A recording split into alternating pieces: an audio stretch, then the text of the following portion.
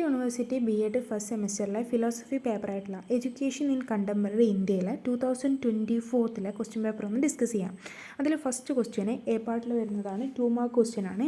അതിൽ first question list different level of എഡ്യൂക്കേഷൻ്റെ different level list ചെയ്യാനാണ് പറഞ്ഞിട്ടുള്ളത്.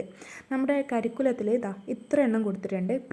Pre primary education, secondary education, senior secondary education, higher education, professional education, distance education, optional education.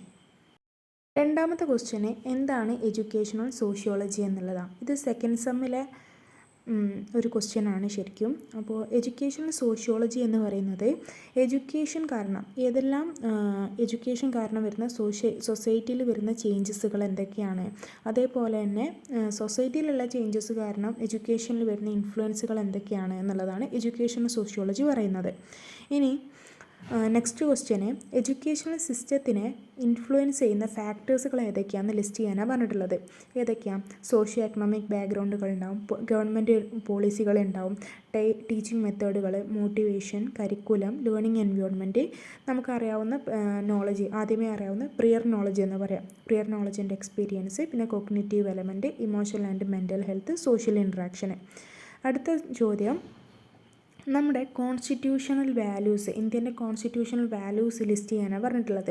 ഏതൊക്കെയാണ്? Sovereignty, socialism, secularism, democracy, republican character of Indian state, justice, liberty, equality, fraternity, human dignity and unity and integrity of the nation. അതൊക്കെയാണ്. ഇനി next question അഞ്ചാമത്തത്, നമ്മുടെ Buddhist പീരീഡിൽ ഉണ്ടായിട്ടുള്ള യൂണിവേഴ്സിറ്റികളുടെ പേരുകൾ എഴുതാനാണ് പറഞ്ഞിട്ടുള്ളത്.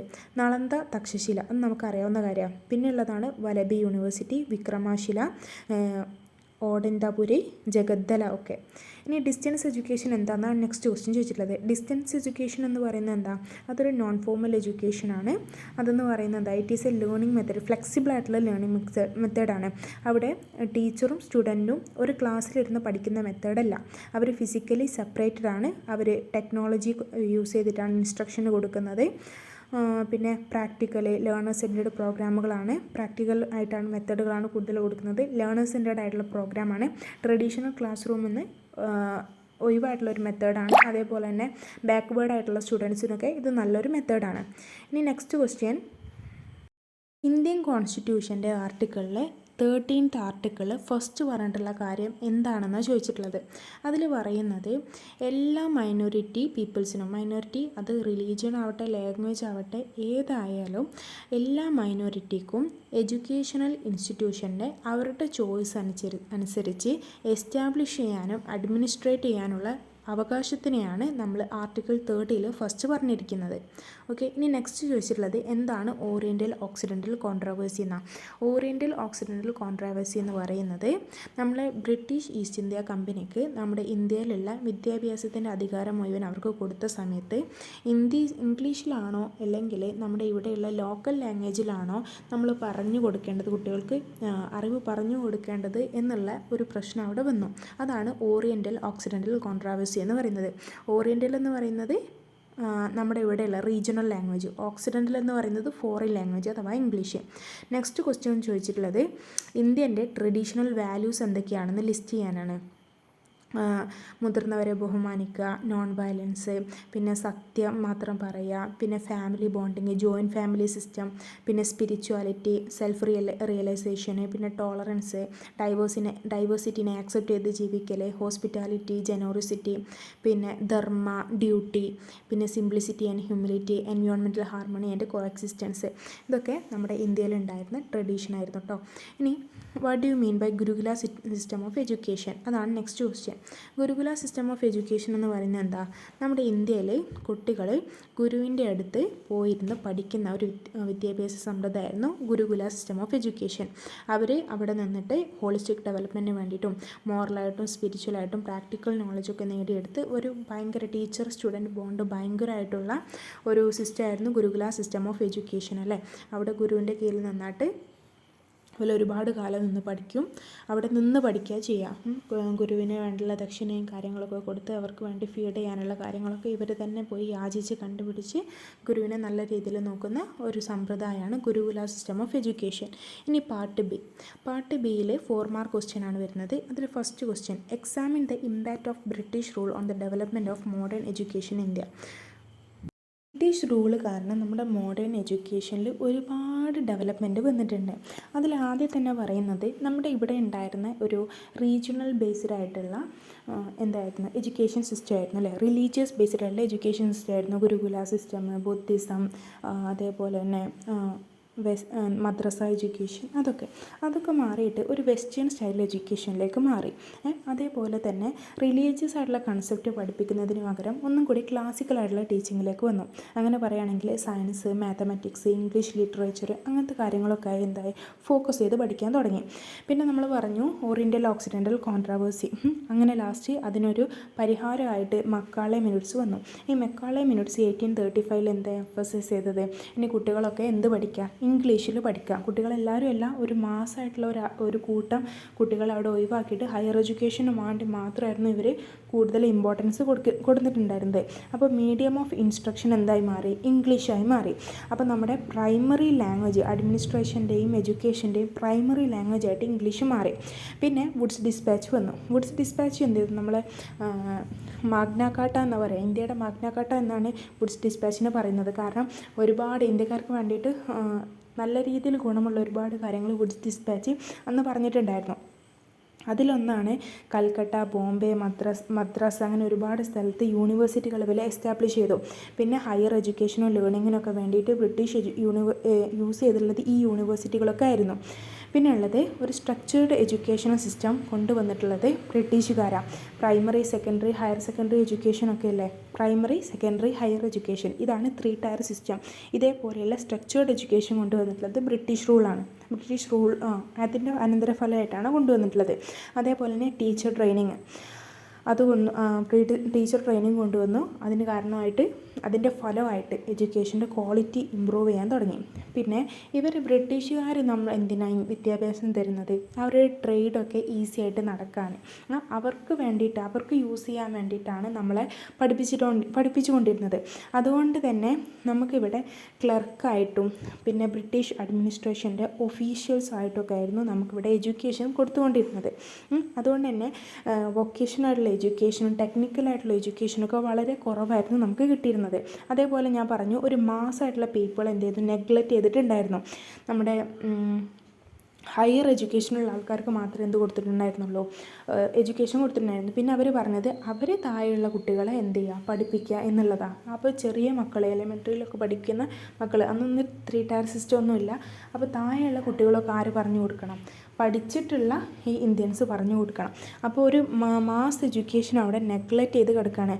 പ്രത്യേകിച്ച് അർബൻ ഏരിയാസിൽ, അപ്പർ ക്ലാസ്സസിൽ അവർക്ക് മാത്രമേ എഡ്യൂക്കേഷൻ കൊടുത്തിട്ടുണ്ടായിരുന്നുള്ളൂ. അപ്പോൾ റൂറൽ പോപ്പുലേഷൻസിനും വുമൻസിനൊന്നും അവിടെ എഡ്യൂക്കേഷൻ കിട്ടിയിട്ടുണ്ടായിരുന്നില്ല. പിന്നെ മിഷനറി എഡ്യൂക്കേഷൻ എന്ന് പറയുന്നത് ക്രിസ്ത്യൻ മിഷനറീസ് ഒരുപാട് സ്കൂളുകളും കോളേജുകളൊക്കെ ഇൻട്രൊഡ്യൂസ് ചെയ്തിട്ടുണ്ടായിരുന്നു. അത് കാരണം എന്തായത്, നമ്മുടെ വെസ്റ്റേൺ എഡ്യൂക്കേഷനും അതേപോലെ തന്നെ സോഷ്യൽ റിഫോംസൊക്കെ ഭയങ്കരമായിട്ട് ബൂസ്റ്റ് ചെയ്തു. അപ്പോൾ നോളജ് കൂടുന്നതനുസരിച്ച് ആൾക്കാർക്ക് എന്ത് മനസ്സിലായി, ഇന്ത്യക്കാരെ കോളനി വൽക്കരിക്കപ്പെട്ടിട്ടുള്ളതാണ്, അതുകൊണ്ട് ഇതിന്ന് സ്വാതന്ത്ര്യം വേണം എന്നുള്ളത് മനസ്സിലാവുകയും അവിടെ സോഷ്യൽ റിഫോം നടക്കുകയും ഇന്ത്യക്ക് സ്വാതന്ത്ര്യം കിട്ടുകയും ചെയ്തു. Okay, back on social reform. Next question, Macaulay was deepening the problems in Indian educational system instead of solving them by submitting a report with faulty recommendation and policies. ഈ ഒരു സ്റ്റേറ്റ്മെൻറ്റിൽ നമ്മളോട് critically analyse ചെയ്യാനാണ് പറഞ്ഞിട്ടുള്ളത്. എന്താണ് statement? നമ്മുടെ Macaulay minutes ഇല്ലേ, Macaulay minutes എന്ന് പറയുന്നത് ഓറിയൻ്റൽ ഓക്സിഡൻ്റൽ കോൺട്രവേഴ്സി ഉള്ള സമയത്ത് അതിന് സൊല്യൂഷനായിട്ട് വന്നിട്ടുള്ളതാണ് മെക്കോളെ മിനിറ്റ്സ്. ഇനി ഇന്ത്യക്കാരെയൊക്കെ ഇംഗ്ലീഷിൽ വേണം പഠിപ്പിക്കാൻ അല്ലേ, അപ്പോൾ ട്രാൻസാക്ഷൻ മെത്തേഡായിട്ട് അവർ ഇംഗ്ലീഷ് തന്നെയാണ് യൂസ് ചെയ്യുന്നത് എന്നുള്ളതാണ് മെക്കോളെ മിനിറ്റ്സ് പറയുന്നത്. ഈ ഒരു പ്രോബ്ലം നമ്മുടെ ഓറിയൻ്റൽ ഓക്സിഡൻ്റൽ കോൺട്രോവേഴ്സി എന്ന് പറയുന്ന പ്രോബ്ലം മെക്കാളെ മിനിറ്റ്സ് കൊണ്ട് സോൾവ് ചെയ്യുന്നതിന് പകരം അദ്ദേഹം ആ പ്രശ്നത്തിനെ തെറ്റായിട്ടുള്ള കുറച്ച് റെക്കമെൻഡേഷനും പോളിസിയും വെച്ചിട്ട് ഉള്ള ഒരു റിപ്പോർട്ട് ഉണ്ടാക്കി സബ്മിറ്റ് ചെയ്ത് ഒതുക്കി തീർക്കുകയാണ് ചെയ്തിട്ടുള്ളതെന്നാണ് നമുക്ക് കാണിക്കേണ്ടത്. ഓക്കെ, അപ്പോൾ നമുക്കത് ക്രിട്ടിക്കലി അനലൈസ് ചെയ്യാം. കാരണം നമ്മളിവിടെ നമുക്ക് സംസ്കൃതം ഉണ്ടായിരുന്നു, പേർഷ്യൻ ഉണ്ടായിരുന്നു, അങ്ങനെ നമുക്ക് നമ്മുടേതായിട്ടുള്ള കുറേ റീജിയണൽ ലാംഗ്വേജസ് ഉണ്ടായിരുന്നു. അതിനെല്ലാം ഒരു ചെറുതായി കണ്ടുകൊണ്ടാണ് നമ്മളെ ഇംഗ്ലീഷ് എഡ്യൂക്കേഷൻ ഇവിടെ അടിച്ചേൽപ്പിച്ചിട്ടുള്ളത്. അതോടെ തന്നെ ഒരു മാസ്സായിട്ടുള്ള പീപ്പിൾക്ക് അവിടെ എഡ്യൂക്കേഷൻ നഷ്ടപ്പെടുകയാണ് ചെയ്തിട്ടുള്ളത്. കാരണം എന്താ, നമ്മൾ പറഞ്ഞു ഹയർ എഡ്യൂക്കേഷന് വേണ്ടി മാത്രമായിരുന്നു ഇംഗ്ലീഷ് ഇവർ എഡ്യൂക്കേഷൻ കൊടുത്തിട്ടുണ്ടായിരുന്നത്. കാരണം അവർക്ക് വേണ്ടത് ഇന്ത്യക്കാരെ പഠിപ്പിക്കുക എന്നുള്ളതല്ല, അവരുടെ ട്രേഡും പർപ്പസും ഒക്കെ സുഖമായിട്ട് നടക്കാൻ ഇവിടെ കുറച്ച് ഇന്ത്യക്കാർ ആവശ്യമുണ്ടായിരുന്നു. അവരെ മാത്രമാണ് ഇവരെന്ത് ചെയ്യുന്നത്, പഠിപ്പിക്കുന്നത്, അവരുടെ ട്രേഡ് ഈസിനെസ് ആവാൻ വേണ്ടിയിട്ട്. അതുകൊണ്ട് തന്നെ ഒരു മാസ് പീപ്പിളിന്, ഒരു മാസ് പോപ്പുലേഷൻ അവിടെ എഡ്യൂക്കേഷൻ കിട്ടാതാവുകയും ചെയ്തു. അതേപോലെ തന്നെ നമ്മുടെ റീജിയണായിട്ടുള്ള ലാംഗ്വേജസിനെ അവിടെ ഒരു സൈഡിലേക്ക് മാറ്റി നിർത്തപ്പെടുകയും ചെയ്തു. ഇനി നെക്സ്റ്റ് എന്ന് പറയുന്നത് നമ്മുടെ ഗുരുകുല സിസ്റ്റം, മദ്രസ സിസ്റ്റം, ഇതൊക്കെ നമ്മുടെ ട്രഡീഷണൽ സിസ്റ്റം ഓഫ് എഡ്യൂക്കേഷൻ ആയിരുന്നു. ഇതൊക്കെ അൺസയൻറ്റിഫിക് ആണ്, ഇതൊക്കെ ഇൻഫീരിയർ ആണ് എന്നുള്ളൊരു ബോധം ആൾക്കാരുടെ ഉണ്ടാക്കുകയും അങ്ങനെ അതൊക്കെ ഒഴിവാക്കുകയും ചെയ്തു അല്ലേ.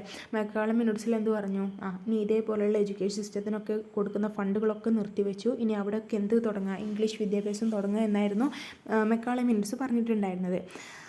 അതിന് കാരണമായിട്ട് തന്നെ അതുകൊണ്ട് തന്നെ നമ്മുടെ ഹെറിറ്റേജ്, നമ്മുടെ ഹിസ്റ്ററിയിലുള്ള നമ്മുടെ ആസ്ട്രോണമി, മെഡിസിന്, ഫിലോസഫി, ലിറ്ററേച്ചർ അങ്ങനെ ഇന്ത്യൻ്റെ ഒരുപാട് കാര്യങ്ങൾ അവിടെ നഷ്ടപ്പെടുകയായിരുന്നു കേട്ടോ. പിന്നെ ഉള്ളത് ഞാൻ പറഞ്ഞു നമ്മുടെ ഇംഗ്ലീഷുകാർ എന്തിനാ നമുക്ക് ബ്രിട്ടീഷുകാർ എന്തിനായിരുന്നു ഇന്ത്യക്കാർക്ക് എഡ്യൂക്കേഷൻ നൽകിയിട്ടുണ്ടായിരുന്നത്, അവരുടെ ആവശ്യങ്ങൾക്ക് വേണ്ടിയായിരുന്നു, ട്രേഡ് പർപ്പസിന് വേണ്ടിയിട്ടായിരുന്നു, അവരുടെ അഡ്മിനിസ്ട്രേറ്റീവ് നീഡ്സ് എന്ന് പറയാം, അവരുടെ അഡ്മിനിസ്ട്രേറ്റീവ് നീഡ്സിന് വേണ്ടിയിട്ടായിരുന്നു. അതുകൊണ്ട് തന്നെ നമ്മുടെ ഇന്ത്യൻ സൊസൈറ്റിയുടെ ഒരുപാട് വൊക്കേഷനായിട്ടുള്ള എഡ്യൂക്കേഷന്, ടെക്നിക്കലായിട്ടുള്ള എഡ്യൂക്കേഷന്, മാസ്സായിട്ടുള്ള എഡ്യൂക്കേഷന് ഇതൊക്കെ എന്ത് ചെയ്തു, ഇഗ്നോർ ചെയ്യപ്പെടുകയാണ് ചെയ്തത്. അതേപോലെ തന്നെ neglect of primary and rural education, primary education അവർ കൊടുത്തിട്ടുണ്ടായിരുന്നു ഇല്ല, ഹയർ എഡ്യൂക്കേഷന് വേണ്ടി മാത്രമേ കൊടുത്തിട്ടുള്ളൂ. അതന്നെ അർബൻ ഏരിയാസിലുള്ള ഹയർ എഡ്യൂക്കേഷന് വേണ്ടി മാത്രം. റൂറൽ ഏരിയാസിലുള്ള പ്രൈമറി എഡ്യൂക്കേഷനോ അല്ലെങ്കിൽ റൂറൽ ഏരിയാസിലുള്ള എഡ്യൂക്കേഷനോ ഒന്നും അവർ പ്രൊമോട്ട് ചെയ്തില്ല. ഇതന്നെ വലിയൊരു പ്രശ്നം അവിടെ ഉണ്ടായി. എങ്ങനെയാണ്, റൂറൽ അർബന് അവിടെ ഒരു വലിയൊരു ആക്സസ് ഓഫ് എഡ്യൂക്കേഷൻ്റെ വ്യത്യാസം വന്നു.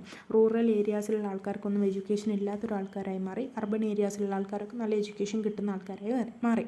അങ്ങനെ അവിടെ എന്തുണ്ടായി, ഒരു വലിയൊരു ഡിവൈഡ് തന്നെ അവിടെ ഉണ്ടായി. പിന്നെ ഉള്ളത് next point, introduction of elitism in education. അങ്ങനെ പറഞ്ഞാൽ സോഷ്യൽ ഇനീക്വാലിറ്റീസ് ഉണ്ടാവുക.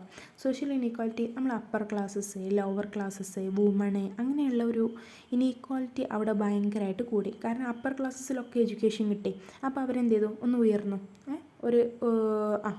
ഒരു ലെവൽ മുന്നിലേക്ക് ഉള്ള പോലെ തോന്നി. പക്ഷേ ലോവർ ക്ലാസ്സസിനും വുമൻസിനും റൂറൽ പോപ്പുലേഷനൊന്നും എഡ്യൂക്കേഷൻ ഓപ്പർച്യൂണിറ്റീസ് കിട്ടിയില്ല. അപ്പോൾ അവരൊന്നും കൂടി എന്ത് ചെയ്തു, താഴെ തട്ടിലേക്ക് പോയ പോലെ. പിന്നെ ഉള്ളത് ലോങ് ടേം കൾച്ചറൽ ഇമ്പാക്ട്സ് ആണ് നെക്സ്റ്റ് പോയിൻറ്റ്.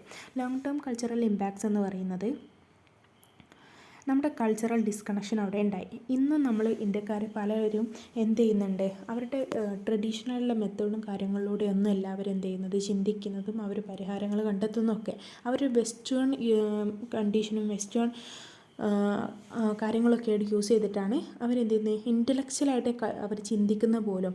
അപ്പോൾ നമുക്ക് നമ്മുടെ കൾച്ചറായിട്ട് ഭയങ്കരമായിട്ട് ഡിസ്കണക്ഷൻ അവിടെ ഉണ്ടായി. പക്ഷേ പോസിറ്റീവായിട്ടുള്ള കാര്യങ്ങളും മെക്കാളെ മിനിറ്റ്സ് കൊണ്ട് ഉണ്ടായിട്ടുണ്ട്. എന്തൊക്കെയാണ്, നമ്മൾ മെക്കാളെ മിനിറ്റ്സിൽ നമുക്ക് ഇംഗ്ലീഷിന് വിദ്യാഭ്യാസം കെട്ടിക്കൊണ്ട് നമ്മൾ എന്ത് ചെയ്തു, നമ്മൾ ഒരുപാട് വിജ്ഞാനങ്ങൾ നമുക്ക് കിട്ടി. നമ്മുടെ സോഷ്യൽ റിഫോമേഴ്സ് അവർ നല്ലപോലെ ഇന്ത്യ കോളനിവൽക്കരിക്കപ്പെടുകയാണ്, നമുക്ക് സ്വാതന്ത്ര്യം കിട്ടേണ്ടതുണ്ട് എന്നുള്ളത് മനസ്സിലാക്കാൻ മെക്കാളെ മിനിറ്റ്സ് കൊണ്ടാണ് നമുക്ക് സാധിച്ചത്. ഓഫ് കോഴ്സ് അപ്പോൾ നമ്മൾ എന്ത് ചെയ്യുന്നു, അവിടെ സ്ട്രഗിൾ ഉണ്ടാകുന്നു. നമ്മൾ ഈ വെസ്റ്റേൺ ഐഡിയാസാണ് ഡെമോക്രസി, ഇക്വാലിറ്റി, ലിബർട്ടി എന്നൊക്കെ പറയുന്നത്. അതൊക്കെ നമ്മൾ സോഷ്യൽ റിഫോമിലോട്ട് നമ്മൾ നേടിയെടുത്തിട്ട് ഇന്ത്യക്ക് സ്വാതന്ത്ര്യം നേടിക്കൊടുക്കുകയാണ് ചെയ്തത്. ഓക്കെ, ഇനി next question, what can educational institution do for the promotion of peaceful society? ഒരു പീസ്ഫുൾ സൊസൈറ്റി ഉണ്ടാക്കിയെടുക്കാൻ എന്തെല്ലാം കാര്യങ്ങളാണ് എഡ്യൂക്കേഷണൽ ഇൻസ്റ്റിറ്റ്യൂഷൻ ചെയ്യുന്നത് എന്നുള്ളതാണ്. അത് എക്സ്പ്ലെയിൻ ചെയ്യാനാണ് പറഞ്ഞിട്ടുള്ളത്.